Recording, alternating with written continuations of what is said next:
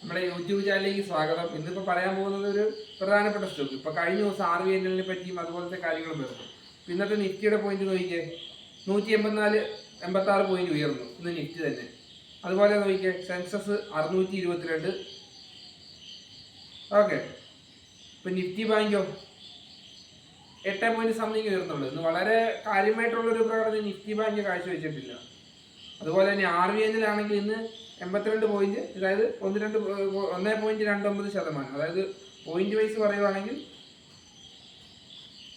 3.25 point നഷ്ടത്തില്ല RVNL. അതുപോലെ ഇപ്പൊ 2-3 ദിവസമായിട്ട് സ്കോർ ചെയ്യുന്ന ഒരു സ്റ്റോക്ക് ഉണ്ട്, അതായത് shipping corp of India limited. അതായത് നല്ലൊരു ഗ്രോത്ത് പൊട്ടൻഷ്യൽ ഉള്ളത്, അതായത് 40% തന്നെ അത് 2 ദിവസം കൊണ്ട് പ്രോഫിറ്റ് തന്നു. അതിന്റെ മാർക്കറ്റ് ക്യാപ്പ് എന്ന് പറയുന്നത് ഏതാണ്ട് 12,816 കോടി മാർക്കറ്റ് ക്യാപ്പ് ഉള്ള കമ്പനിയാണ്. അതുപോലെയോ അതിന്റെ റവന്യൂ 5,047 കോടി. അതുപോലെ ഈ അടുത്തൊന്നും കാര്യമായിട്ടുള്ള നല്ലൊരു ഡിവിഡൻഡ് പ്രഖ്യാപിച്ചിട്ടില്ല. അതിനൊരു 50 പൈസ ഡിവിഡൻഡ് മാത്രമേ പ്രഖ്യാപിച്ചിട്ടുള്ളൂ, ഒരു ഡിവിഡൻഡ് സ്റ്റോക്ക് അല്ല. അതുപോലെ തന്നെ എക്സ്പെർട്ട് ഒപ്പീനിയൻ എന്ന് പറയുമ്പോൾ ഇത് ഹോൾഡ് ചെയ്യാനാണ്. അതായത് ഇതിന്റെ ഒരു ഡിഫറൻസ് എന്താ, ആ സ്റ്റോക്കിന്റെ വാല്യൂ ഇവിടെ സൈഡിൽ വീഡിയോ കാണിക്കും. അതായത് ആ സ്റ്റോക്കിന്റെ വാല്യൂ ജൂലൈ 10-ാം തീയതി 26, അതായത് 262 രൂപ 30 പൈസ നിന്നതാണ്.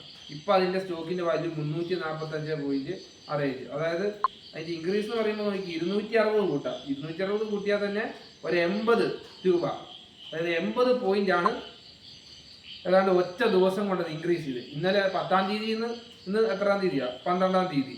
ആ 11-ാം തീയതിയിലേക്ക് ഒറ്റ ദിവസം കൊണ്ട് 80 പോയിന്റ്. ഇന്ന് യഥാർത്ഥത്തിൽ അത് ഇൻക്രീസ് ചെയ്ത് എത്രയാ, ഇപ്പൊ 330 വന്നു ഇന്നലെ നിന്നപ്പോൾ. ഇന്ന് അത് വന്നപ്പോൾ എത്രയായി, 345, അതായത് 350 സംതിങ് എത്തി.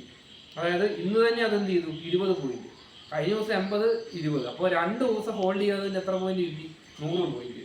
അതായത് ഒരു സ്റ്റോക്കിന് തന്നെ 100 രൂപ സംതിങ് ലാഭം. അതായത് ഒരു സ്റ്റോക്ക് മേടിച്ചവന് 100 രൂപ ഒറ്റ അടിക്ക് കിട്ടും. അതായത് പെർ സ്റ്റോക്ക് 100 എന്ന് പറയുമ്പോൾ ഒരു 10 സ്റ്റോക്ക് ഹോൾഡ് ചെയ്തവൻ അത്രയും കിട്ടും. കാരണം ഇപ്പൊ എന്താ, ഷിപ്പിംഗ് ഇൻഡസ്ട്രി എന്ന് പറയുമ്പോൾ കൂടുതലും വന്നു. ഇപ്പൊ വിഴിഞ്ഞം തുറമുഖമൊക്കെ വന്നതോടുകൂടി ജലസേചനമായിട്ടുള്ള വകുപ്പുകളൊക്കെ പൊതുവെ ആൾക്കാർ ശ്രദ്ധയപ്പെട്ടു തുടങ്ങി. അപ്പൊ അതുകൊണ്ട് പൊതുവെ ഇതുപോലത്തെ സ്റ്റോക്ക്, ഷിപ്പിംഗുമായിട്ട് ബന്ധപ്പെട്ട സ്റ്റോക്കുകളിൽ കൂടുതൽ പേര് പർച്ചേസ് ചെയ്യാൻ തുടങ്ങി. അങ്ങനെയാണ് ഇതിന്റെ ഇത് കയറിയത്. ഇപ്പോഴും അത്യാവശ്യം നല്ല രീതിയിലൊരു ഗ്രോത്ത് പൊട്ടൻഷ്യൽ ഉള്ള സ്റ്റോക്ക്. അതായത് ഇപ്പൊ ഇൻവെസ്റ്റ് ചെയ്തെന്ന് പറഞ്ഞാലും പൊതുവെ ന്യായമായ ഒരു പ്രോഫിറ്റ് തരും എന്ന് നമുക്ക് പ്രതീക്ഷിക്കാവുന്ന ഒരു സ്റ്റോക്കാണ്. കാരണം ഇത് ആൾക്കാരുടെ മൈൻഡ് സെറ്റ് അനുസരിച്ചിരിക്കും സ്റ്റോക്കിന്റെ വിജയം തരുന്നത്. അതുകൊണ്ട് 100% പെർഫെക്റ്റ് ആയിട്ട് പറയാൻ പറ്റത്തില്ല. അതായത് ഇന്ന് നമ്മൾ പ്രതീക്ഷിച്ച് രീതിയിൽ ഈ സ്റ്റോക്കിൽ ഇൻവെസ്റ്റ് ചെയ്താലും നാളെ നഷ്ടങ്ങൾ വരെ സംഭവിക്കാം. കാരണം ഇത് വലിയ ഹൈ രീതിയിലുള്ള ഇതാ വന്നേക്കുന്നത്. ഇനി സ്റ്റോക്ക് റാലി ചെയ്യാനാണ് പൊതുവെ ചാൻസ്. അപ്പോൾ ഇത് കയറുമോ ഇല്ലയോ എന്ന് പറയാൻ പറ്റില്ല. ചിലപ്പോൾ ഇങ്ങനെ റാലി ചെയ്ത് നിൽക്കും. ചിലപ്പോൾ ഇത് റാലി ചെയ്ത് മുകളിലോട്ട് പോകാം, റാലി ചെയ്ത് താഴോട്ട് പോകാം. ഇപ്പോഴത്തെ രീതി വെച്ച് കൂടുതൽ സാധ്യത റാലി ചെയ്ത് താഴോട്ട് പോകാനാണ് പൊതുവെ പറയുന്നത്.